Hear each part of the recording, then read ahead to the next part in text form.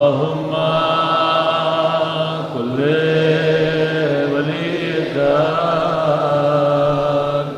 حجة ابن الحسن صلواتك عليه وعلى في هذه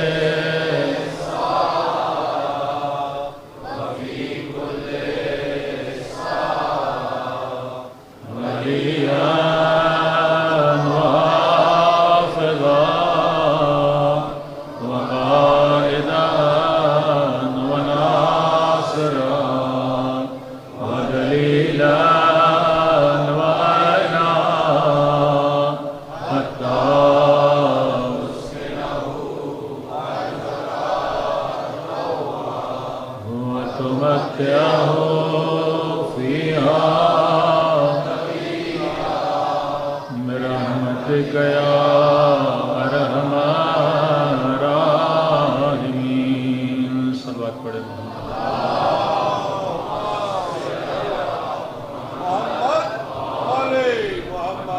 بسم اللہ الرحمن الرحیم رب اشرح لی صدری ویسر لی امری واحلل عقدۃ من لسانی یفقهوا قولی اما بعد فقد قال مولانا الامام الحسین علیہ الصلاۃ والسلام انما خرجت لطلب الاصلاح فی امت جدی صلوات پڑھیں محمد و آل محمد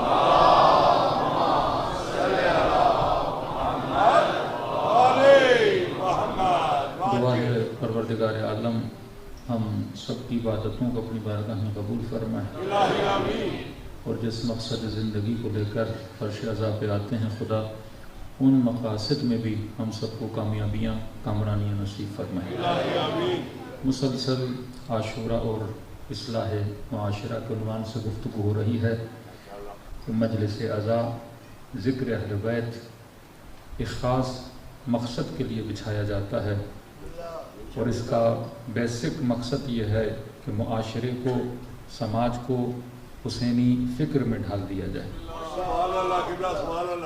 اور حسینی فکر آپ کو نظر بھی آتی ہے ریسنٹلی جو اسرائیل اور ایران کی جنگ ہوئی تو آپ نے دیکھا سارے معاشرے ظلم کے مقابلے میں خاموش تھے سارے معاشرے ظالم کے سامنے جھکے ہوئے تھے صرف وہ معاشرہ ظلم کے سامنے کھڑا ہوا جس معاشرے میں حسین کی مجلس ہوتی تھی یہ سماج بنانے کا نام ہے نماز ہر مسلمان پڑھتا ہے روزہ ہر مسلمان رکھتا ہے عبادات کئی ہر مسلمان انجام دیتا ہے لیکن وہ معاشرے جن میں عاشورہ نہیں وہ معاشرے جن میں حسینیت نہیں وہ معاشرے جن میں ذکر امام حسین نہیں وہ معاشرے بزدل ہوتے ہیں ذکر امام حسین ہمیں بہادر بنانا سکھاتا ہے کیوں فرمایا اگر کسی انسان کو پرکھنا ہو کہ یہ اچھا دوست بن سکتا ہے کہ نہیں فرمایا دو چیزیں دیکھنا ایک اس کی امانت داری دوسرا وفاء عہد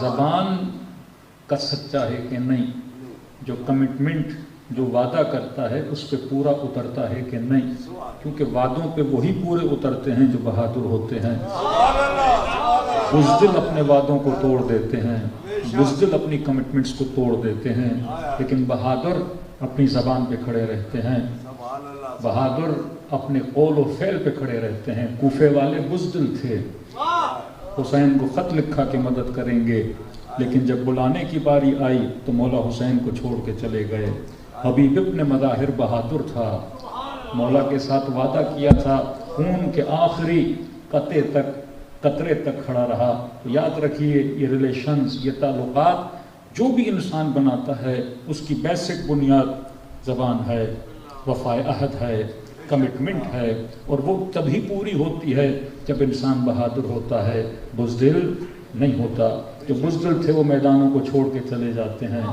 جو بہادر ہو وہ ٹوٹی ہوئی تلوار سے رسول کا دفاع کرتا ہوا نظر آتا ہے تو کربلا در سے بہادری ہے بچے جب فرش عزا پہ بیٹھتے صرف مجلس نہیں سن رہے ایک سوچ بن رہی ہے ایک فکر بن رہی ہے، ایک تہذیب اور سویلائزیشن بن رہی ہے۔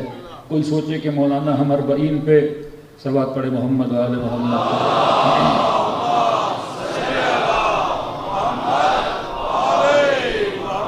ہم 40 امام حسین پہ جاتے ہیں مثلا کربلا میں، تو کیا صرف ہم زیارت امام حسین کرنے جاتے ہیں؟ زیارت تو ہو جاتی ہے، لیکن اس زیارت میں ہمیں کیا کیا ملتا ہے کہ بندہ یہ 6 دن 5 دن 4 دن جو چلتا ہے، اس میں انسان صبر سیکھتا ہے، اس میں انسان حلیم بنتا ہے، اس میں انسان سخی بنتا ہے، اس میں انسان کے اندر تواضع پیدا ہوتا ہے، اس میں انسان جانتا ہے کہ اگر شہید امام کی طرف اتنی سختیاں برداشت کر کے جا رہا ہوں تو ایک معاشرے کو ٹریننگ دی جا رہی ہے کہ جو حسین شہید ہو چکے اس مولا کی قبر کی زیارت کے لیے جوک در جوک جب یہ شیعہ اس طرح جا رہے ہیں، اور جب فرزند زہرا ظہور کریں گے، یہ پہلے سے ٹریننگ یافتہ ہوں گے کہ امام کے لبیک پر، امام کی آواز پہ ہم نے لبیک کیسے کہنا ہے۔ تو عاشورہ ایک سماج کا نام ہے، عاشورہ ایک معاشرے کا نام ہے، عاشورہ ایک سوسائٹی کو بنانے کا نام ہے۔ تبھی دشمن کی یہی کوشش رہی کہ آپ ذکر اہل بیت کریں، لیکن یہ سائیڈ میں جو آپ لوگ کام کرتے ہو یہ صحیح نہیں ہے۔ جلوس کا نکالنا، ماتم، مرثیہ، نوحہ، علم لگانا، یہ سارے کام نہ کیا کرو۔ کیوں؟ کیونکہ عاشورہ ایک مجموعہ ہے، ایک ایسا نیٹ ورک ہے کہ لوگوں کو ایک دوسرے کے ساتھ کیا کر دیتا ہے، جوڑ دیتا ہے۔ آج ہمیں کس نے جوڑا ہوا ہے؟ ذکر امام حسین نے جوڑا ہوا ہے۔ 5 منٹ سوچیں، اگر یہ ذکر ہمارے درمیان سے نکل جائے تو کوئی شیعہ کسی شیعہ کو نہ جانے۔ ہمارے یہاں نہ رنگ، نہ نسل، نہ زبان، نہ فرقواریت، مختلف اقوام کے لوگ آ کر ایک فرش پہ بیٹھتے ہیں اور اس کا نام حسین ابن علی ہے۔ یہاں بچہ، بڑا، بوڑھا، ڈاکٹر، انجینئر، جنرل، کرنل، کوئی فرق نہیں ہے، حسین سب کو اپنے فرش عزا پہ لا کے بٹھا دیتے ہیں۔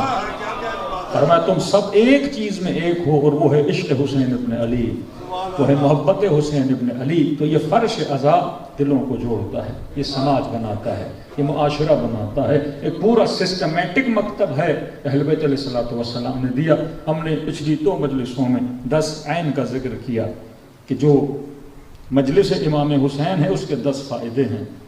کوئی بھی سیکولر، کوئی بھی لبرل بندہ آپ سے پوچھے کہ آپ کیوں جاتے ہو، اتنا خرچہ کیوں کرتے ہو، اتنا ٹائم کیوں دیتے ہو، تو ہم نے کہا کہ 10 عین ملتے ہیں اس مجلس سے۔ پہلا عین عقل ملتا ہے، مجلس حسین میں جانے سے جو کند عقل ہیں ان کی عقلیں تیز ہو جاتی ہیں۔ دوسرا عین علم ہے، مجلس حسین سے ہمیں علم ملتا ہے، ہم جہالتوں سے دور ہوتے ہیں، علم کی محفل میں آ جاتے ہیں۔ حسین کی مجلس سے عقیدے مضبوط ہوتے ہیں، حسین کی مجلس سے عبرت ملتی ہے، حسین کی مجلس سے عزت ملتی ہے کہ مولا بتاتے ہیں کہ کبھی بھی ذلت کی زندگی نہ جیا کرو، عزت کی زندگی جیا کرو۔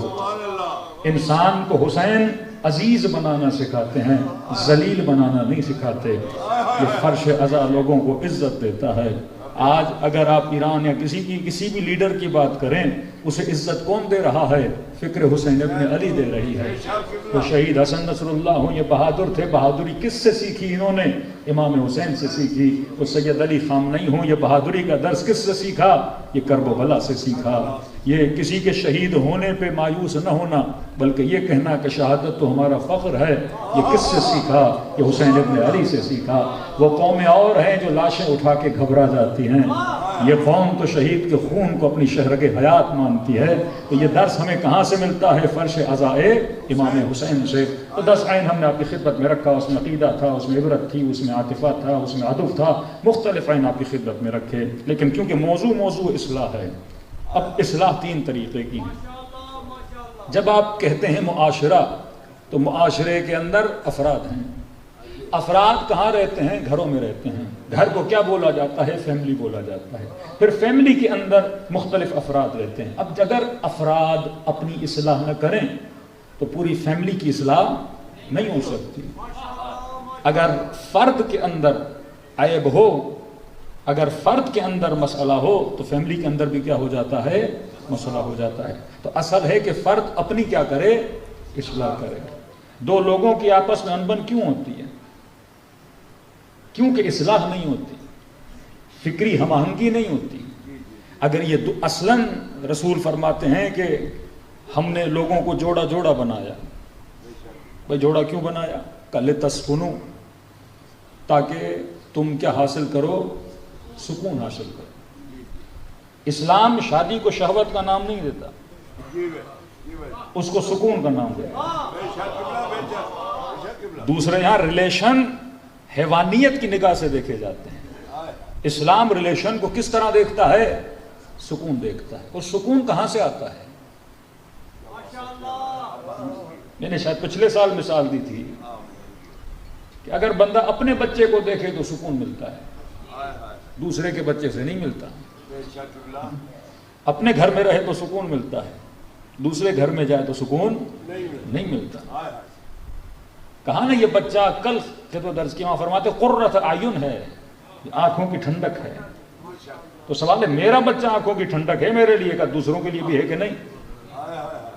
کیا بات ہے، کیا بات ہے۔ دیکھیں کوے کا بچہ کالا ہے پر کوے کو بڑا پسند ہے، اس کے لیے آنکھوں کی ٹھنڈک ہے۔ آپ کتنا بھی بولو کوا ہے، لیکن کوا تو اپنے بچے کو پسند کرتا ہے۔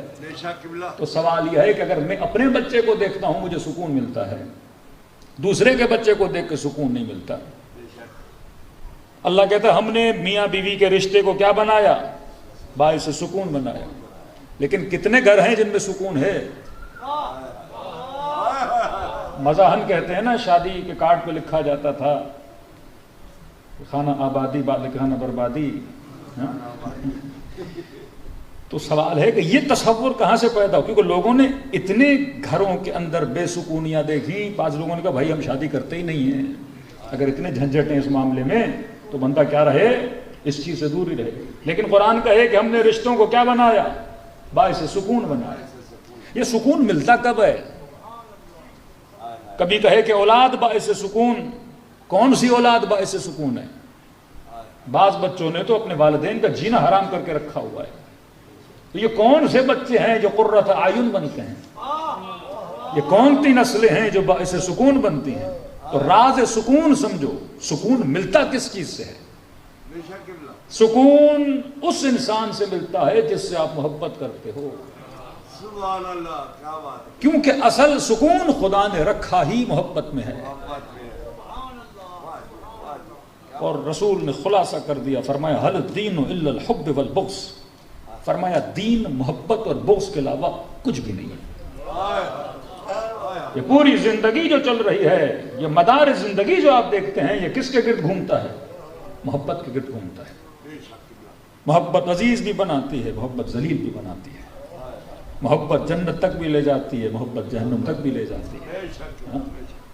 کیونکہ انسان صبح سے شام تک محنت کرتا ہے، کس کے لیے؟ اولاد کے لیے۔ اگر محبت نہ ہو تو محنت کیوں کرے؟ صبح سے شام تک باہر کمانے جاتا ہے اپنے گھر والوں کے لیے، محبت نہ ہو تو کمانے کیوں جائے؟ یہ ملک آپس میں لڑتے ہیں، جنگیں کرتے ہیں، کس چیز کی محبت میں؟ اقتدار کی محبت میں۔ یا آپ کے پاکستان میں سیاست کا بازار گرم ہے، کس چیز کی محبت ہے؟ کرسی کی محبت، اقتدار کی محبت، سیٹوں کی محبت، وزارتوں کی محبت۔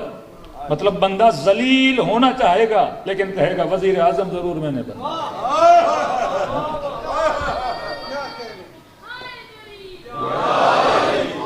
یزید کہتا ہے کتنی مجھ پہ لعنتیں پڑھنی ہے پڑھ لیں، لیکن میں نے تو تخت پہ بیٹھے رہنا ہے۔ اور مولا حسین کا نعرہ کیا ہے کہ ذلت کی زندگی سے عزت کی موت بہتر ہے۔ فرمایا ہم عزیز بننا چاہتے ہیں۔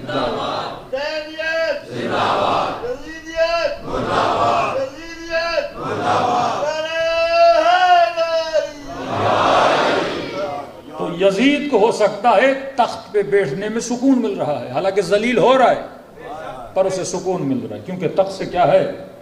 محبت ہے۔ اور حسین کو مسلح پہ بیٹھنے پہ سکون مل رہا ہے، کیونکہ مولا کو مسلح سے کیا مل رہا ہے؟ سکون مل رہا ہے۔ اسی طرح اگر پیسے سے محبت ہو جائے تو بندہ دیکھتا رہے گا، سکون کی سانسیں لیتا رہے گا، پیسوں کو ایک بار نہیں 10 بار گنے گا، کیونکہ پیسے سے محبت ہو گئی تو دیکھنے سے سکون، پتھر سے محبت ہو گئی تو دیکھنے سے سکون، مال سے محبت ہو گئی تو دیکھنے سے سکون، اولاد سے محبت ہو گئی تو دیکھنے سے سکون۔ تبھی خدا حضرت نوح کو عرض کرتا ہے کہ نوح جس بیٹے کے لیے کہہ رہے ہو خدا یہ میرا بیٹا ہے، فرمائے تمہاری اہل سے نہیں ہے، اولاد سے بھی تب محبت کرو جب اہل ہو۔ جی آج محبت کے لیے اور میدان محبت کے لیے اپنے زندگی میں کوئی لائن کھینچا کرو تو فرمایا یاد رکھنا یہ خانوادہ، یہ گھر، یہ فیملی، یہ رشتے تب باعث سکون بنتے ہیں جب ان کے بیچ میں کیا ہو؟ محبت۔ کیونکہ محبت ہوگا تو کمپرومائز ہوگا، محبت ہوگا تو سختیاں ہوں گی، محبت ہوگا تو ایک دوسرے کے اخلاق کو کیا کیا جائے گا؟ برداشت کیا جائے گا، کئی چیزوں پہ صبر کیا جائے گا۔ رشتے چلتے ہیں محبت کی وجہ سے، لیکن قرآن نے لفظ محبت استعمال نہیں کیا۔ قرآن نے کہا کہ ہم نے دونوں کے درمیان مودت کو رکھا، یہ نہیں کہا محبت کو رکھا، لفظ قرآن ہے۔ فرمایا یہ رشتہ بنا تاکہ سکون ہو۔ اللہ ایک اچھی فیملی کا ذکر کر رہا ہے کہ ایک اچھی فیملی میں سکون، اور دوسری چیز نشانی یہ ہے کہ ان کے بیچ میں کیا ہوتی ہے؟ مودت ہوتی ہے۔ کیوں فرق محبت و مودت کیا؟ اور جب اہل بیت کی بات بھی کی تو قل لا اسألکم علیہ اجرا الا المودۃ فی القربى، وہاں پر بھی کہا کہ میری آل سے مودت کرنا، مطلب جو اہل بیت کا ماننے والا ہوگا اس گھر میں سکون بھی ہوگا، اور کیونکہ مودت شناس ہوگا ان کے گھروں کے اندر مودت بھی ہوگی۔ اب فرق محبت اور مودت کیا ہے؟ آج سارے مسلمان کہتے ہیں مال رسول سے محبت کرتے ہیں، شیعہ کہتے ہیں ہم مودت کرتے ہیں، کیونکہ رسول نے مودت نہیں مانگی، محبت نہیں مانگی، مودت مانگی ہے۔ فرق محبت اور مودت کو سمجھ لیجئے۔ دیکھیے محبت یک طرفہ ہوتی ہے، مودت دو طرفہ ہوتی ہے۔ ان گھروں میں سکون نہیں ہوتا جہاں محبتیں یک طرفہ ہوتی ہیں، ان گھروں میں سکون ہوتا ہے جہاں محبتیں دو طرفہ ہوتی ہیں۔ اللہ کہتا ہے سکون کا کوئی سائنس ہے۔ اب قرآن کی آیت پڑھی، اللہ کہتا ہے کہ شادی کرو ہم تجھے سکون دیں گے۔ اب جناب نے شادی کر لی کہ مولانا سکون تو ہے ہی نہیں گھر پہ، یہ ڈیلی جھگڑے ہیں، کبھی چائے پہ، کبھی روٹی پہ، کبھی کپڑے پہ، کبھی کسی بات پہ، کبھی اخلاق پہ، کبھی مختلف مسائل پہ، کبھی بچوں پہ۔ تو کہاں گیا وہ سکون جو خدا نے کہا بھائی دین اسلام میتھ کا نام ہے، جب اس میتھ کو نہیں سمجھو گے 2+2 4 ہے، سر دیوار پر بھی مارو تو جو وہ سکون نہیں ملے گا جب تک اسلام کے رولز پہ نہیں چلو گے۔ کہا قولوا لا الہ الا اللہ تفلحوا، کہو لا الہ الا اللہ کامیاب ہو جاؤ گے۔ آج سارے مسلمان کہنے لا اللہ سب سے بڑے ناکام ہے، دنیا میں پیچھے، ٹیکنالوجی میں پیچھے، ایجوکیشن میں پیچھے، صفائی میں پیچھے، اخلاق میں پیچھے، ہر چیز میں پیچھے۔ اور جب ریکارڈ نکلتا ہے کہ وہ کون سے ممالک ہیں جن میں سب سے زیادہ فوج فلمیں دیکھی جاتی ہیں، فہرست اول میں مسلم ممالک ہوتے ہیں، جا کے آپ دیکھ لیجئے۔ اور شہر کا نام نہیں لوں گا، پھر پاکستان میں دیکھا کہ وہ شہر کا نام بھی ہے، سب سے زیادہ شہر کے لوگ دیکھتے ہیں۔ آج کل تو گوگل پہ سارا ڈیٹا نکل آتا ہے، آپ فیس بک کا پیج کھولتے ہیں کہ بھئی یہ مولانا کا کلپ ہے، وہ پورا بتاتا ہے کس ایج والوں نے کتنا دیکھا، میل کتنے تھے، فیمیل کتنے تھے، ایج 40 سے ابو کتنے تھے، 40 سے۔ آپ پورا سمجھ سکتے ہیں کہ مثلا مجھے کون سی ایج کا طبقہ زیادہ دیکھتا ہے۔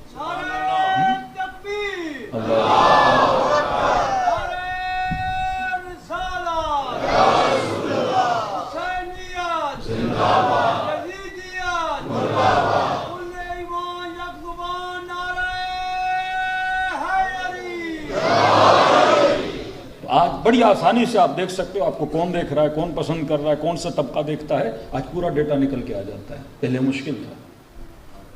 تو قرآن اگر یہ کہے کہ الصلاۃ تنہی عن الفحشاء والمنکر، نماز انسان کو فحشاء و منکر سے بچاتی ہے، تو کیا خوارج نہیں پڑھتے تھے؟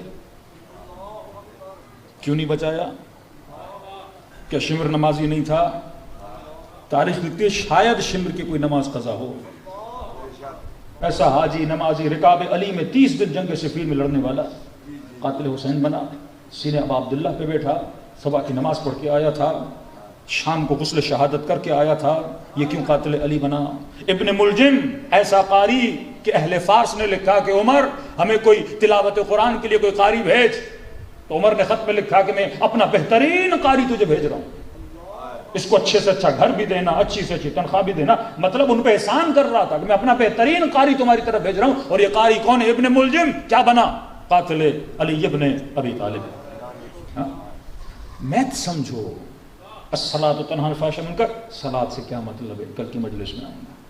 امیر المومن کا اشارہ کرو. مولا فرمایا الصلاۃ انسان کو گناہ سے. مولا فصلاۃ کیا فرمایا؟ الصلاۃ هو ولایت علی ابن ابی طالب. فرمایا صلاۃ سے مراد علی ابن ابی طالب کی ولایت ہے. تبھی کہیں پر بھی قرآن میں نہیں آیا کہ نماز پڑھو، ہمیشہ آیا اقیم الصلاۃ اقیم الصلاۃ. تبھی امیر المؤمنین کی ولایت کا اعلان بھی کہاں ہوا؟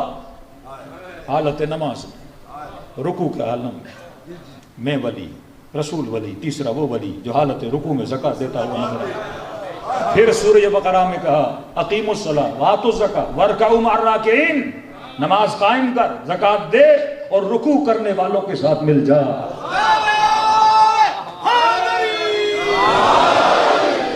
علی کی شہنشاہی ہے، علی کی بادشاہی ہے، علی اس پہ الہی ہے. ہر ایک میزان پہ تولا، دوا کے ساتھ دل مولا علی مولا علی مولا علی مولا.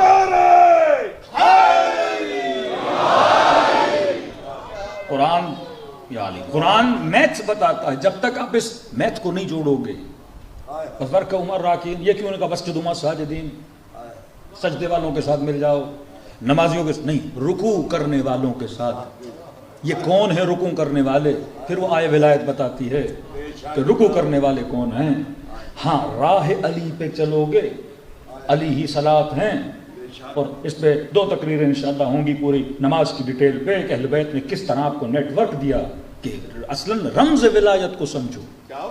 اگر رمز ولایت کو سمجھ گئے، کل میں ڈیٹیل میں آؤں گا، آج تھوڑا فیملی پہ بات کرنی ہے. تو فرمایا قرآن میتھ کا نام ہے، اس میتھ کو اگر سمجھ جاؤ تو زندگی میں سکون آ جائے.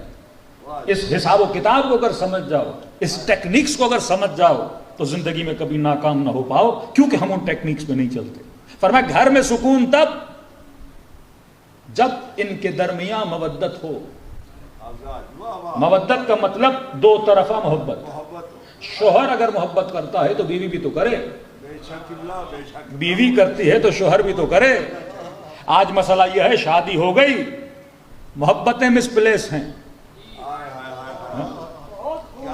محبتیں صحیح جگہ پہ نہیں ہیں. اب کیونکہ محبت نہیں ہے، باپ تو بیٹے سے بڑی محبت کرتا ہے، بیٹا نہیں کرتا، کیونکہ محبت کا تقاضا ہے، تقاضا اطاعت ہے. محبت کا تقاضا پورا نہ ہو تو محبت کیسی؟ مسلمان کہیں کہ علی سے محبت ہے لیکن جو علی بن طالب کو سب کرتا تھا اس سے بڑا پیار ہے، تو یہ کیسی محبت ہے؟ محبت کا مطلب اگر آپ اس سے محبت کرتے ہو تو اس کے دشمن سے محبت نہیں کرو گے. آپ اس سے محبت کرتے ہو تو جو چیز اس کو اچھی نہیں لگتی وہ آپ انجام نہیں دو گے. جب یہ محبت رشتوں میں آ جائے، اب یہ فیصلہ کب کرنا ہے؟ یہ شادی سے پہلے کرنا ہے کہ میں جہاں شادی کر رہا ہوں وہاں یہ 2 محبتیں میچ ہوتی ہیں کہ نہیں. کل میں نے شادی خدمت میں رکھا کہ ایک بیٹی کہنے لگی کہ مولانا میں ہر نماز کے بعد اپنے باپ کو بد دعا دیتی ہوں. کیوں؟ کیونکہ غلط جگہ پہ شادی کرائی. محبتیں میچ نہیں، مزاج میچ نہیں، تھنکنگ میچ نہیں. اسلام میں کیوں شرط کفویت، پوری زندگی کنوارے رہو اچھا ہے، اس کے بجائے کہ غلط جگہ پہ شادی ہو جائے. کیونکہ کنوارے رہو گے خود تکلیف میں رہو گے نا، لیکن غلط جگہ پہ شادی ہو گئی خود بھی تباہ ہوگے اور پورا خاندان اور فیملی کیا کرو گے؟ تباہ و برباد کر دو گے. یا فیصلہ کرو تو اچھا کرو یا نہ کرو، تاکہ اپنی زندگی تباہ کرو نہ کسی اور کی زندگی کو تباہ کرو. تو فرمائے مودت ہونی چاہیے. یہ انسان کو دیکھنا چاہیے کہ مزاج ملتا ہے کہ نہیں، تھنکنگ ملتی ہے کہ نہیں. بھائی اس سے بڑی مثال کیا ہو کہ جناب سیدہ کے لیے رشتے آتے ہیں،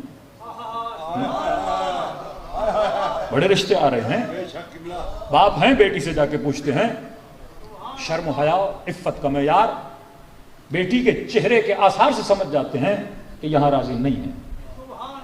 کہ فلاں کا رشتہ آیا بیٹی، اب ظاہر ہے وہ بھی کوئی عام انسان تو نہیں تھے، عرب قبائل کی بڑی بڑی شخصیتیں تھیں. بیٹی فلاں کا رشتہ آیا ہے، فرما چہرہ مرجھا گیا. کہ نہیں محمد میں یہاں نہیں کروں گی، رسول نے جواب دے دیا. دوسرے رشتہ آیا، چہرہ مرجھا گیا، رسول نے فرما نہیں میں یہاں نہیں کروں گا. جب علی ابن ابی طالب کا رشتہ آیا،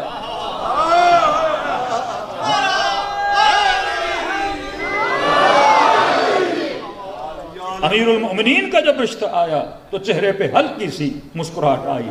نبی سمجھ گئے کہ بیٹی یہاں راضی ہیں، خود بھی جانتے ہیں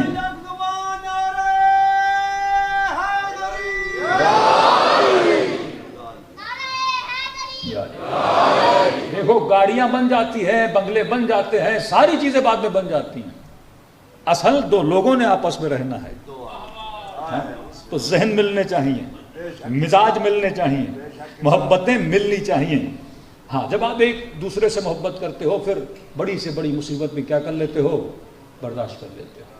وہ جناب سیدہ نے پہلو ٹوٹا برداشت کیا، گھر میں فاقے آئے برداشت کیا، کیونکہ علی سے عشق تھا، کیونکہ علی سے محبت تھی، کیونکہ ایک دوسرے کے مزاج کو جانتے تھے۔ اور عجب واقعہ ہے، عجب واقعہ ہے۔ اب میاں بیوی کی محبت پھر اگلا درجہ ہے اللہ کی محبت۔ یہ میں نے کئی سال پہلے واقعہ سنا ہے، خلاصہ سنا رہا ہوں کہ بی بی بیمار ہیں، امیر المومنین نے کہا سیدہ زندگی گزر گئی، آپ نے کچھ نہیں مانگا تو آج کچھ مانگے۔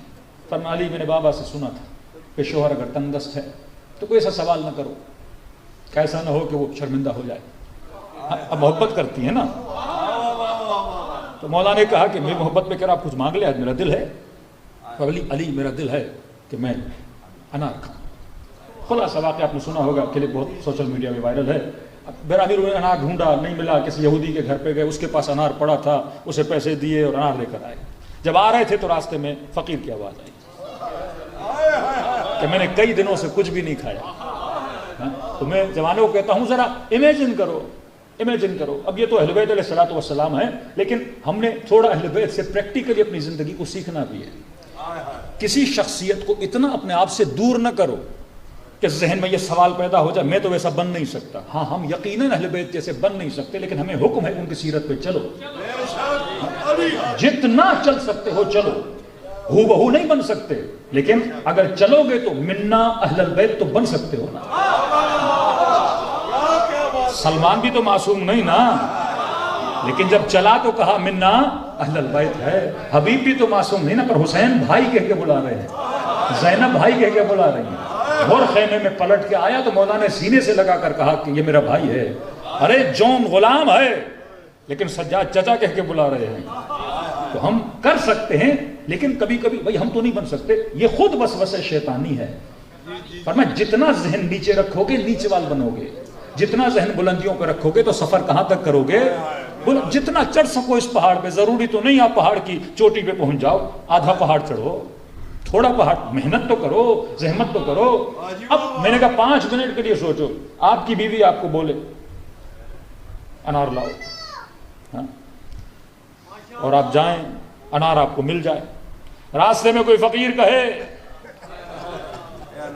کہ میں نے اتنے دنوں سے کچھ بھی نہیں کھایا، اور عجب ہے فقیر بھی نابینا دیکھ نہیں رہا کہ علی کے ہاتھ میں انار ہے۔ یہ تو صداقت امیر المومنین ہے نا، کہ جب کہا کہ بھوک لگی ہے تو مولا نے پہلے کا کمبر اس کے لیے کچھ لے کر آ، کھجور لے کر آ۔ پھر مولا پوچھتے ہیں کیا دل ہے تیرا کھانے کا، تو میں کہوں غلام کو تیرے لیے لے کر آئے۔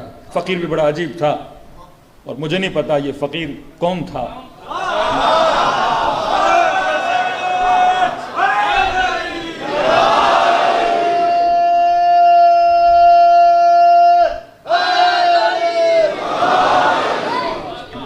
میرا شک ہے، مجھے نہیں پتا یہ کون تھا، کہ کہیں وہ تو نہیں تھا جو خیرات مانگنے آیا تھا۔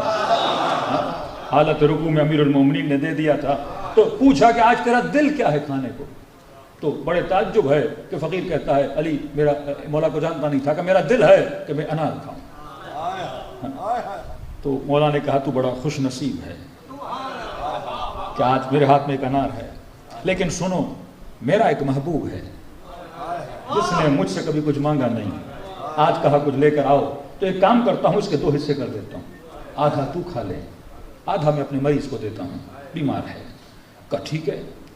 اب محبت امیر المومنین فقیر سے دیکھو، کہتے ہیں انار صرف دیا نہیں، علی نے آدھا کیا، دانا دانا کیا، اپنے ہاتھوں سے فقیر کو کھلایا۔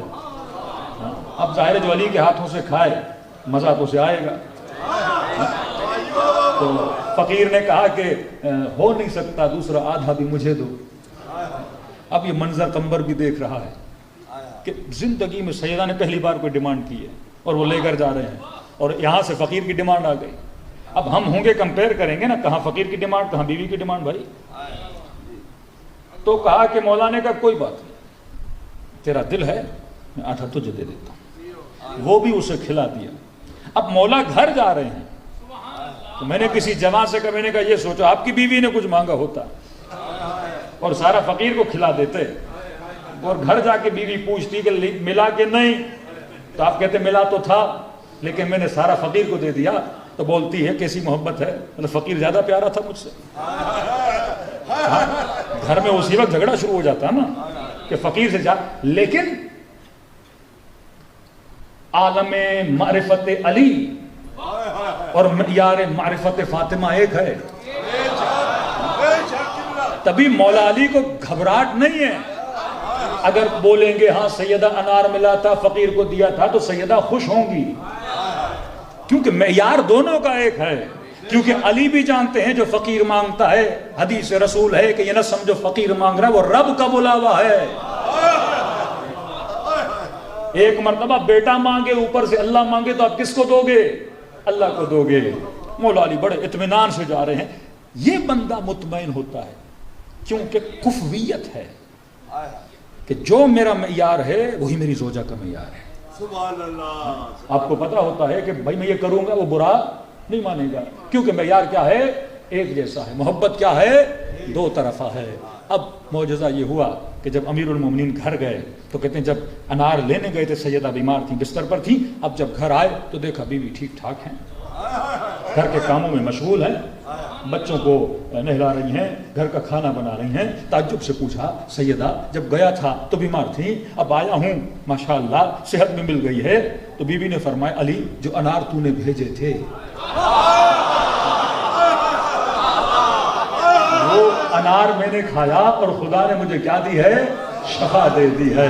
کہ کون سے انار؟ کا علی کوئی دروازے پر آیا تھا، اناروں کی پیتی لے کر آیا تھا اور کہا کہ یہ علی نے فاطمہ کے لیے بھیجے ہیں۔ تو ایمان امیر المومنین کے خدا کی راہ میں ایک انار دیا، اللہ نے کئی انار بدلے میں علی بن طالب کو دے دیا۔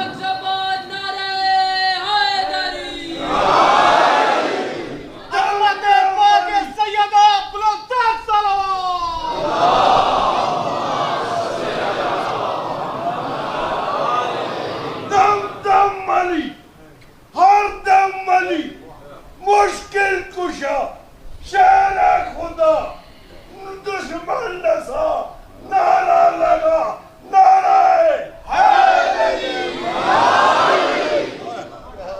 تو اس گھر میں کبھی جھگڑا نہیں ہوتا جہاں محبت کیا ہوتی ہے؟ مزاج ملتے ہیں، ایک دوسرے سے عشق ہوتا ہے، محبت، اور محبت کوئی بائی فورس نہیں ہوتی کہ بندہ زبردستی بولے کہ آپ اس سے محبت کریں یا اس سے محبت کریں، یہ مزاج ہوتا ہے، یہ انسان کی نیچرز ہوتی ہیں، انسان کی طبیعتیں ہوتی ہیں۔ تبھی خدا نے انسان کے لیے چوائس رکھی کہ آپ اپنی پسند سے کیا کرو؟ رشتہ کرو۔ ہاں لیکن اس میں پھر اللہ نے اخلاقیات ایک معیار بنایا۔ نبی نے فرمایا ایسے کچرے والی جگہ پہ نہ گرنا جہاں خوبصورت پھول اگا کرتے ہیں۔ صرف حسن پر نگاہ نہ ہو، پھر نیچے دیکھو کچرا بھی ہے کہ نہیں ہے، نسل دیکھو، حسب دیکھو، جڑیں دیکھو، خاندان دیکھو، ساری چیزیں دیکھا کرو۔ ان چیزوں کو دیکھنے کے بعد پھر اپنی پسند کو ملحوظ خاطر رکھو۔ آج مسئلہ یہ ہے کہ بعض اوقات مجالس لوگ سنتے ہیں تقویٰ تقویٰ تقویٰ تقویٰ تقویٰ، اب اسی تقوی کے پیچھے جا کے شادی کرتے ہیں، پھر کہتے ہیں مولانا انبن ہو رہی ہے گھر میں۔ بھائی کیا دیکھا تھا کہ مولانا دیکھا نمازی ہے کہ نہیں لڑکی؟ تھی، نماز شب پڑھتی تھی، مدرسے کی پڑھی لکھی تھی، یہ تھا وہ تھا۔ بھائی تقویٰ بھی دیکھو، اپنی پسند بھی، دونوں چیزیں ہیں، ظاہر بھی دیکھو باطن بھی دیکھو، اپنی پسند بھی دیکھو۔ ہاں ماں باپ کے کہنے پر بھی چلو لیکن اس کے حساب سے اپنی بھی مرضی اس میں رکھو، کیونکہ باپ کی اجازت کی ضرورت ہوتی ہے لیکن خاتون کے لیے ہے کم از کم وہ یہ بھی دیکھے کہ میرا مزاج ملے گا کہ نہیں، میری پسند ہے کہ نہیں۔ اس لیے ہمارے استاد اخلاق بڑی اچھی مثال دیتے تھے اسٹوڈنٹس کو، نوجوان اسٹوڈنٹس سے جنہوں نے شادی نہیں کی تھی، کہ دیکھو بیٹا جب تم انگوٹھی لینے جاتے ہو، ہاں ایک چھوٹی سی انگوٹھی ہے، 2000 4000 6000 8000 10000 کی انگوٹھی، کتنی انگوٹھیاں اٹھاتے ہو، انگلی میں پہنتے ہو، پھر دیکھتے ہو ہاتھ پہ اچھی لگ رہی ہے کہ نہیں، ہاں کسی کی انگلیاں پتلی کسی کی موٹی، انگوٹھی پہنتے ہو دیکھتے ہو کہ ہاتھ پہ اچھی لگ رہی ہے کہ نہیں، ہاں جو ہاتھ پہ اچھی لگتی ہے اسے لیتے ہو۔ کہ ایک چھوٹی سی انگوٹھی کے لینے میں اتنا سینسٹیو انسان ہوتا ہے، چھوٹی سی انگوٹھی میچ ہے نا، ہاتھ میں جائے، دو لوگ دیکھیں تو کہیں کہ یہ میچ ہے. علی اور فاطمہ کو جو دیکھتا تھا کہتے یہ میچ ہے نا، لیکن نوح اور نوح کی بیوی کا کوئی میچ نہیں تھا. کبھی کبھی بیوی میچ نہیں ہوتی تو پھر اللہ بھی لعنت بھیجتا ہے.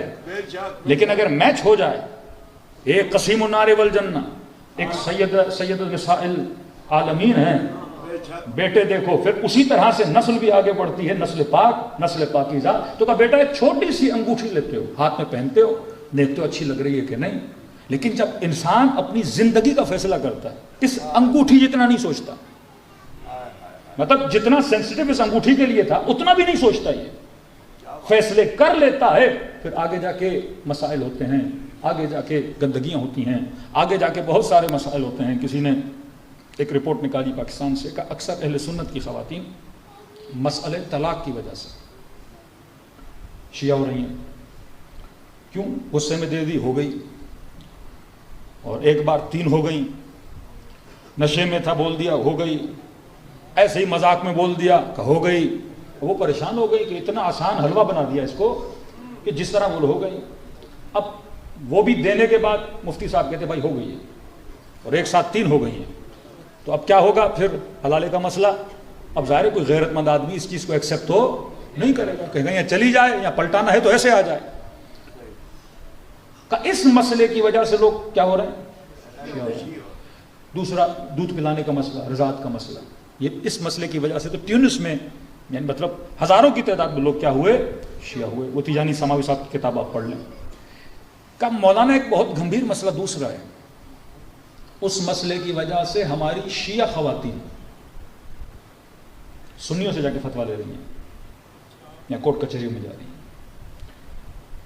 اہل سنت کے یہاں طلاق بڑی ایزی ہے، ہمارے ایک چیز بڑی سخت ہے، اور وہ اپنا طلاق بڑی ایزی ہے، ہمارے یہاں طلاق بڑی مشکل ہے.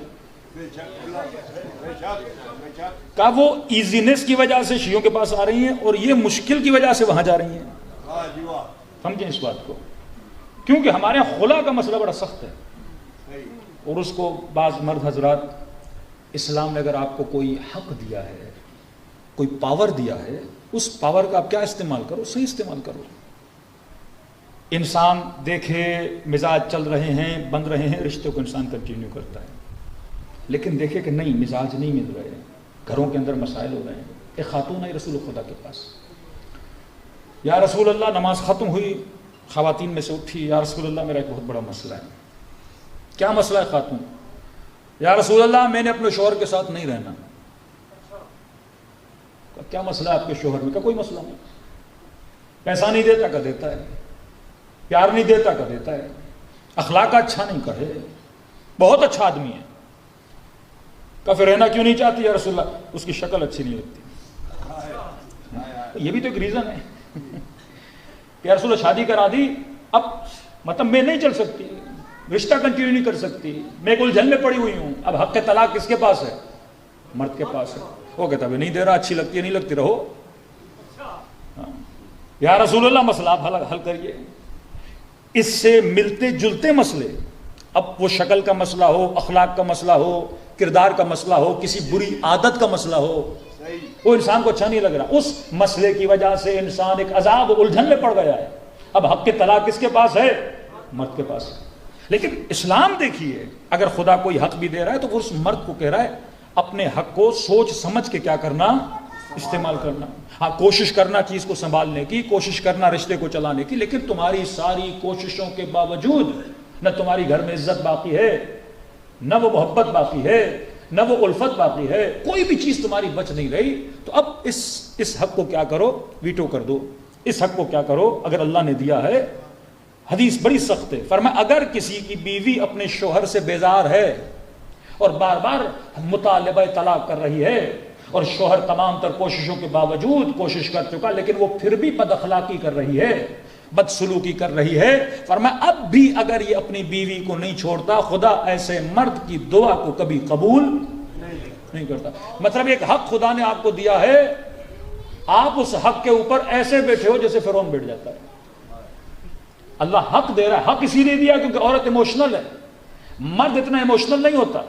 اسے حق دیا کیونکہ یہ اپنی عقل سے سوچ سمجھ کر، لیکن چیزوں اور معاملات کو دیکھو پھر کر۔ نبی خدا نے اس کے شوہر کو بولا ادھر آؤ، فرمایا کیا مسئلہ ہے بیوی کے ساتھ؟ یا رسول اللہ میں تو بڑا اچھا چلتا ہوں۔ خاتون، یا رسول اللہ مجھے نہیں رہنا، مجھے نہیں پسند۔ کہا کہ تجھے حق مہر میں کیا دیا تھا؟ یا رسول اللہ اس نے بہت بڑا باغ دیا ہے مجھے۔ اب ظاہر مرد جب رشتے ازدواج میں آتا ہے تو کچھ دیتا ہے عورت کو نا، اس کے بدلے محبت مانگتا ہے۔ کہ یا رسول اللہ میں نے باغ دیا تھا۔ نبی خدا نے فرمایا خاتون کیا باغ واپس کرو گی؟ کہ رسول اللہ مجھے کچھ بھی نہیں چاہیے، جو کچھ اس نے دیا ہے میں سب کچھ واپس دینے کے لیے تیار ہوں۔ نبی نے کہا کھڑا ہو جا، باغ لے، اسے ابھی کے ابھی آزاد کر دے، ابھی کے ابھی اسے کیا کر دے؟ آزاد کر دے۔ فرمایا زندگیاں جیل نہ بناؤ، قید نہ بناؤ۔ ہاں چلو گے اگر دونوں کا اخلاق اچھا ہوگا، لیکن اگر ان بنے چلیں گی تو خاندانوں میں، رشتوں میں، بچوں میں کیا ہو جائیں گے؟ مسائل خلق ہو جاتے ہیں۔ آیت اللہ مظاہری بہت بڑے عارف باللہ گزرے ہیں، اصفہان میں ہوتے ہیں۔ کہا بعض لوگوں کے اندر نمازی تو ہوتے ہیں، صفات بڑی بری ہوتی ہیں۔ کہا کہ ایک جوان آیا، اس نے اپنی بیوی کو 3 طلاقیں دی۔ 3 طلاقیں شیعوں والی، اہل سنت والی نہیں۔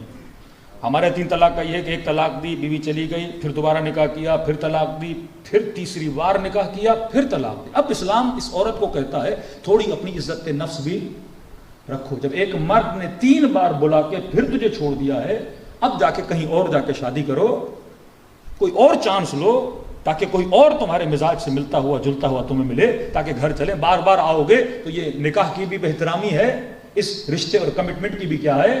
بہترامی ہے۔ لیکن کہا کہ آوے مظاہری، میں چاہتا ہوں پھر بھی اپنی زوجہ کو اپنی طرف پلٹاؤں، لیکن اب اسلام میں شرط ہے کہ عورت کسی اور سے کیا کرے؟ نکاح کرے۔ تو اس نے کہا مجھے خوف ہے میں کس سے نکاح کرواؤں، کل کسی سے کرواؤں وہ چھوڑے ہی نہیں تو پھر میں کیا کروں؟ تو آپ کوئی بندہ مجھے بتائیں۔ تو آوے مظاہری کہتے میں نے مسجد میں دیکھا ایک بندہ تھا، تھوڑا ایجڈ تھا، کہ یہ بڑا متدین ہے، ڈیلی مسجد میں آتا ہے، نماز پڑھتا ہے، سب کچھ کرتا ہے۔ تو کہا کہ ان سے ڈسکس کیا، ان کا یہ مسئلہ ہے، آپ نکاح کر لیں، اس کے بعد آپ طلاق دے دیں تاکہ یہ دوبارہ شرعی طور پہ نکاح کر سکیں۔ اس بندے نے کہا کوئی بات نہیں، اس نے نکاح تو کر لیا۔ اگلے دن وہ جوان آیا، قبلہ ان کو بولیے طلاق دیں۔ قبلہ نے اس نے کہا میں بزی ہوں، ابھی میں نہیں آ رہا، کام پہ جا رہا ہوں، ادھر ادھر۔ آیا ہی نہیں بندہ، مسجد میں نہیں آیا۔ 2 دن گزر گئے، 4 دن گزر گئے، 6 دن گزر گئے، بندہ آ ہی نہیں رہا۔ یہ جوان رو رہا ہے قبلہ میں نے آپ پر اعتبار کیا، وہ تو کہہ رہے میں نے اس کی تقویٰ پہ اعتبار کیا، ڈیلی نماز پڑھنے والا۔ کہ مومن کی نشانی کیا ہے؟ وفائے عہد، کمٹمنٹ کرو، کمٹمنٹ پہ عمل کرو، وہ خاتون ہو وہ مرد ہو۔ اگر آپ کسی انسان سے کوئی وعدہ کرتے ہو تو وعدے پہ کیا کرو؟ عمل کرو۔ وعدے پہ عمل نہیں ہے، نمازیں منہ پہ ماری جائیں گی۔ اصل ہے کمٹمنٹ، وفائے عہد، انسان زبان کا سچا ہو۔ آپ کسی بھی انسان کو کوئی وعدہ کرتے ہو، آپ کو وعدے پہ کیا ہونا چاہیے؟ پورا اترنا چاہیے۔ تو آغا مظاہر نے کہا بھائی اب میں کچھ نہیں کر سکتا، ظاہر اس کے نکاح میں ہے، اب وہ جانے، اس کا کام جانے، اور جوان تم جاؤ کہیں اور جا کے شادی کر لو۔ اور اپنے لیکچر میں کہتے ہیں میں کیا کروں، بعض لوگ شمر بن جاتے ہیں۔ شمر وہ نہیں جو صرف کربلا میں تھا، یہ بھی شمریت ہے، کیونکہ عورت ایک فکر کے ساتھ اس نے آپ کے ساتھ کیا کیا تھا؟ نکاح کیا تھا۔ اب کیونکہ آپ کو اختیار مل گیا، آپ کیا بن کے بیٹھ گئے؟ شمر بن کے۔ تو زندگی میں شمر نہ بنو، حسین ابن علی والا کردار اپناؤ، علی ابن ابی طالب والا کردار اپناؤ۔ انسان کبھی بھی اپنی ذات کے لیے، اپنے وجود کے لیے، اپنے خواہشوں کے لیے کیا نہ بنے؟ شمر نہ بنے۔ تو فرمایا اچھا گھر وہ جس کے اندر کیا ہو؟ سکون ہو۔ سکون تب آتا ہے جب دونوں میں کیا پائی جائے؟ محبت پائی جائے۔ یک طرفہ محبت انسان کو کیا کر دیتی ہے؟ ذلیل کر دیتی ہے۔ لیکن اگر 2 طرفہ محبت ہو، مصیبتیں بھی برداشت ہو جاتی ہیں، ایک دوسرے کی خامیاں بھی برداشت ہو جاتی ہیں۔ تو یہ مد نظر رکھنا چاہیے، پہلے شادی کرنے سے پہلے میں کہاں کر رہا ہوں، یہ 2 ایلیمنٹس اس چیز میں ہونے چاہیے، اور جہاں جہاں یہ 2 ایلیمنٹ پائے جائیں گے وہ گھر آباد رہتے ہیں۔ جہاں اس کا ایک ایلیمنٹ بھی چلا گیا وہ گھر کبھی آباد نہیں رہتے۔ زبردستی دھکا اسٹارٹ چلانا ہے، پوری زندگی بھی نکل جاتی ہے۔ لیکن معصوم کا فرمان اپنی دنیا کو بھی جنت بناؤ، اپنی آخرت کو بھی جنت بناؤ۔ مومن یہاں بھی سکون لیتا ہے، مومن وہاں بھی سکون لیتا ہے۔ صلوات پڑھے محمد وآل محمد۔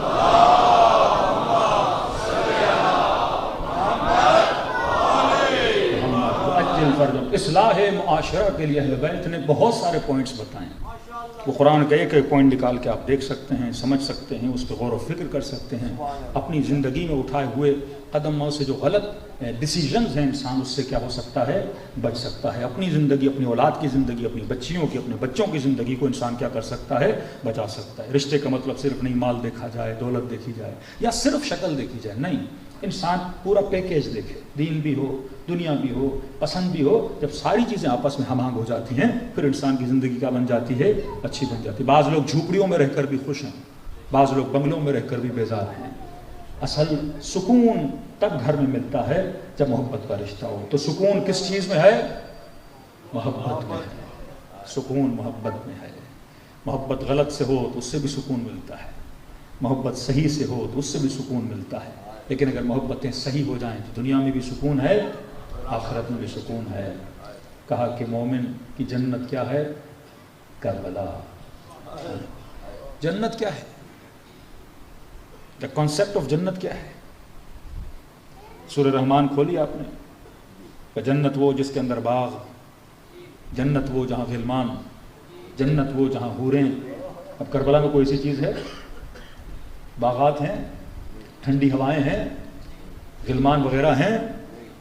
کربلا جاؤ تو پاؤں میں چھالے پڑیں، کربلا جاؤ تو پیدل چلنا پڑے، کربلا جاؤ تو شدید گرمی، پھر بھی کہتا ہے کربلا مومن کی جنت ہے، کیونکہ حسین سے محبت ہے۔ اصل تیری جنت تیری محبت ہے، جنت محبت کا نام ہے، اور جنت میں سکون کیوں ملے گا؟ وہاں خدا کی محبت ہے۔ یہ تو قرآن کی آیت ہے۔ اللہ کہتا ہے جہنمیوں کو جب جہنم بھیجا جائے گا بالرواسی، ان کے ماتھوں کے بالوں سے پکڑ کے انہیں جہنم کی طرف گھسیٹ کے لے جایا جائے گا، اور یہ نہیں جانا چاہیں گے، ریزسٹ کریں گے کہ ہم نے نہیں جانا نہیں جانا نہیں جانا، لیکن ملائک گھسیٹتے ہوئے لے جائیں گے۔ آیت اللہ بشیر نجوی کہتے ہیں قرآن کی پھر میں نے دوسری آیت پڑھی، جب جنتیوں کو کہے گا جنت میں جاؤ تو یہ جنت نہیں جائیں گے، اور ملائک فورس دے رہے ہوں گے کہ چلو اندر چلو اندر، ہم نے نہیں جانا ہم نے نہیں جانا۔ کہتے میں پریشان ہوا، جہنم نہیں جا رہے، سمجھ آ رہا ہے جہنم نہیں جا رہے، جنت کیوں نہیں جا رہے؟ وہاں تو حوریں ہیں، وہاں تو باغ ہیں، وہاں تو کھانے کی چیزیں ہیں، یہ جنت کیوں نہیں جا رہے؟ کہتے ہیں کافی سال مجھے یہ قرآن کی آیت سمجھ میں نہیں آئی، پھر جا کے کتاب میں نے ایک روایت پڑھی کہ جب جنتیوں کو خدا بولے گا جنت جاؤ، اچانک اسی وقت امام حسین میدان قیامت میں آئیں گے۔ کہتے ہیں ان کی نگاہیں اب عبداللہ الحسین پہ پڑ جائیں گے، ملائک کہیں گے جنت چلو، کہیں گے چھوڑ ہمیں حسین کی طرف جانے دو۔ اصل جنت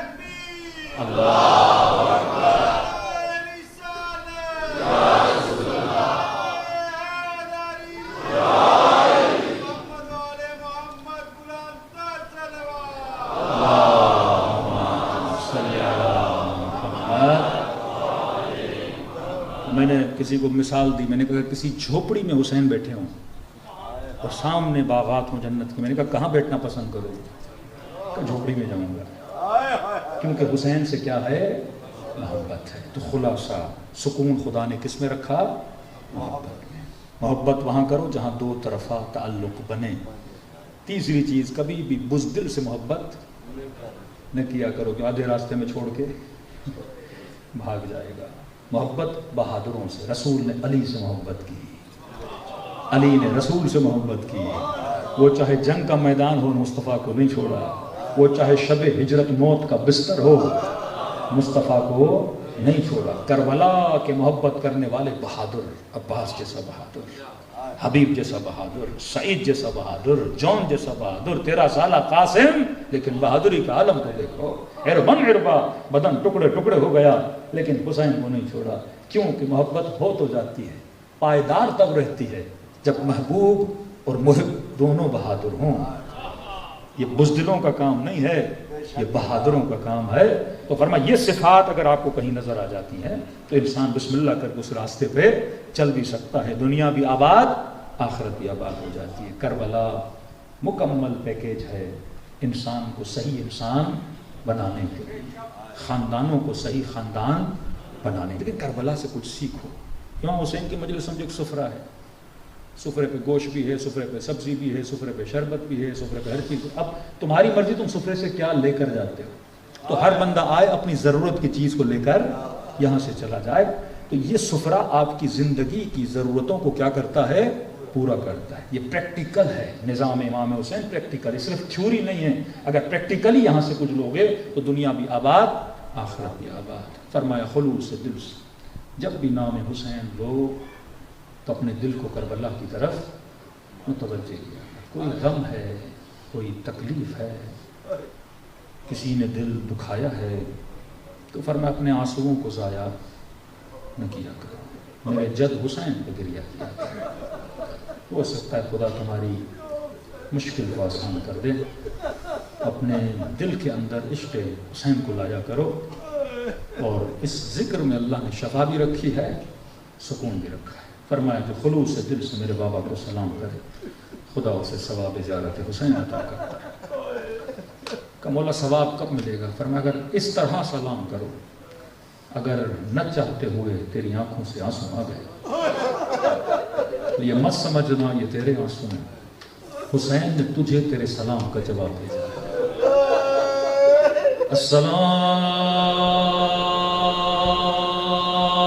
علی الحسین وعلی علی ابن الحسین وعلی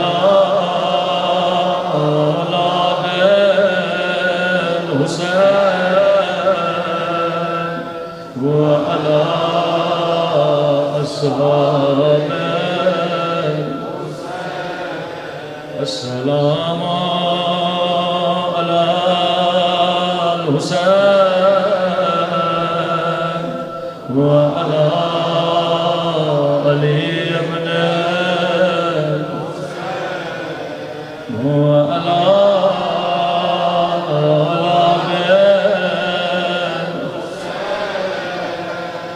وعلی اصحاب.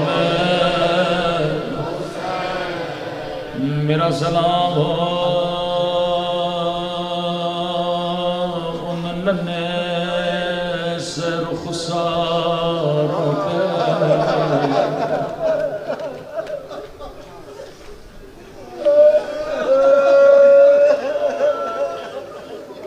یہ سلام میرا سلام نہیں، امام زمانہ کا سلام ہے. میرا سلام ان ننے سے رخساروں پہ جن کا رنگ بدلتا رہا. یہ نہیں کہا رنگ بدل گیا بلکہ بدلتا رہا. کبھی شمر کے تماچوں نے رنگ نیلا کیا، کبھی ظالم کے تماچوں نے رنگ سیاہ کیا. بڑے درد بھرے بہن 4 سالہ بچی کے جب بابا کا سر بچی کی گود میں آیا، کہنے لگی بابا آنکھیں کھولو ذرا اپنی بیٹی کو دیکھو. بابا تیری بچی کا رخسار چھوٹا تھا لیکن شمر کا ہاتھ بڑا تھا.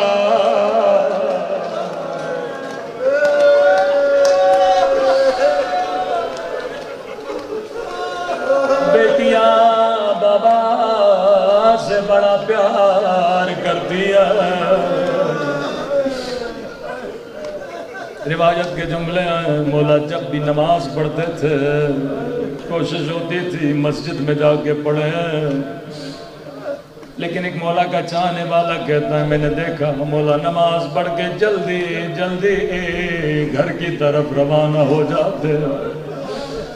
میں نے کہا مولا نماز واجب تو پڑھتے ہیں، نوافلات ادا نہیں کرتے، گھر جاتے ہیں. کہنے لگے میری بچی 4 سال کی ہو گئی ہے، گھر میں 2 مسلح بچھاتی ہے، ایک اپنے لیے ایک میرے لیے۔ میں جلدی گھر جاتا ہوں تاکہ بچی کے ساتھ بیٹھ کے نماز پڑھو۔ کہتے ہیں مدینے سے مکہ، مکے سے کربلا، پورے راستے بچی نے 2 مسلح بچھائے، ہمیشہ بابا کے ساتھ نماز پڑھی۔ لیکن ہائے جب عاشور کا دن آیا، جب نماز عصر کا وقت ہوا، بچی نے خیمے میں 2 مسلح بچھائے۔ کون سمجھاتا سکینہ بابا نہیں آئے گے؟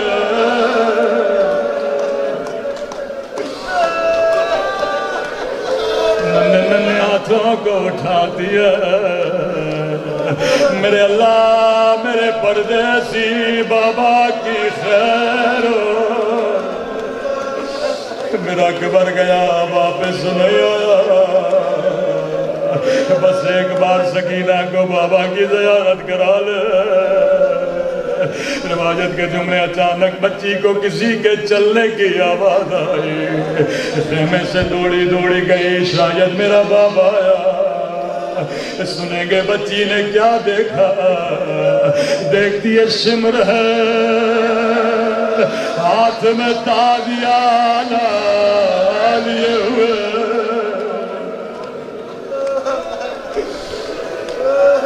وہ ظلم کیا جس کی مثال تاریخ میں نہیں ملتے۔ 4 سالہ بچی کو کیا پتا ظالم کون ہے، قاتل کون ہے؟ جیسے دوڑی دوڑی باہر گئی کہ بابا آیا ہے، لئی نے دیکھا، پہلا سوال کرتا ہے سکینہ کس کا انتظار کر رہی ہو؟ بچی نے کہا بڑی دیر گزر گئی، میرا بابا نہیں آیا۔ لئی کہتا ہے بابا کو دیکھنا چاہتی ہو؟ کہتی ہے مجھے بابا کی بڑی یاد آئی ہے۔ امام زمانہ اگر مجلس میں موجود ہے مجھے معاف کریے گا، روایت کے جملے بڑے سخت ہیں، جیسے کہ بابا کا انتظار کر رہی ہو۔ راوی کہتا نہیں کہ ہاتھوں میں حسین کا کٹا ہوا سر تھا، سر کو بچی کی طرف پھینک دیا۔ اے شمر تیرے ہاتھ کٹ جاتے، تو کبھی میرے مولا کا سر نہ پھینک دو۔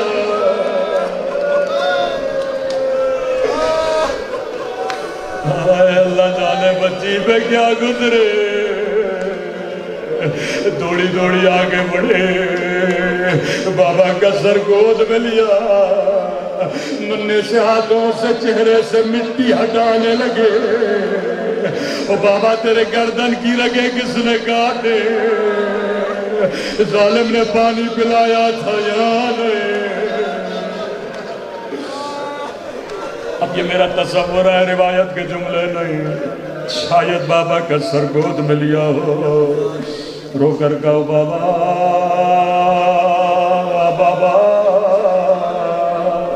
او میرے غریب الوطن بابا، بابا اکبر کا لاشا تو نے اٹھایا، عباس کے بعد تو نے اٹھایا، وہ لاشیں اٹھا اٹھا کر تھک جانے والے میرے بابا۔ بابا 4 برات تو نے مجھے اپنے سینے پہ سلایا، آج آجا میرے سینے پہ سو جا۔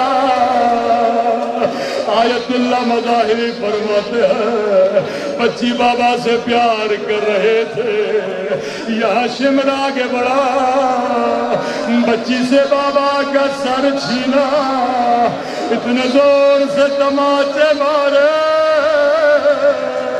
کہ سکینہ بے ہوش ہو گئے۔ ہو گئے۔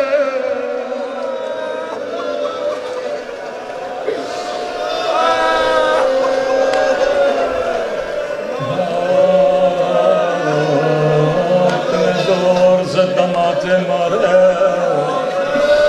کہ بچی بے ہوش ہو گئی. اب زینب ڈھونڈ رہی ہے کہاں حسین کی امانت. خیمے میں پہنچی کیا دیکھا کان بھی زخمی ہے, رخساروں پہ نیل نشان ہے. بچی جب ہوش میں آئی یہ نہیں کہا پھپھی اماں شمر تماچے مارے, یہ نہیں کہا پھپھی اماں میرے کان زخمی ہے, یہ نہیں کہا پھپھی اماں میرا بابا مارا گیا. مجلس میں میری مائیں بہنیں آئی ہیں, سنو. سکینہ نے پہلا سوال کیا کیا, بابا کا نہیں پوچھا, تماچوں کا نہیں بتایا, اپنے زخموں کا نہیں بتایا. روایت کے جملے ہیں جیسے آنکھیں کھلی نگاہ زینب کے چہرے پہ پڑے. پہلا سوال کیا پھپھی اماں آپ کی چادر کہاں ہے. زینب نے کہا سکینہ جو شمر تیرے در لے گیا اور میری چادر بھی لے گیا. ماتم حسین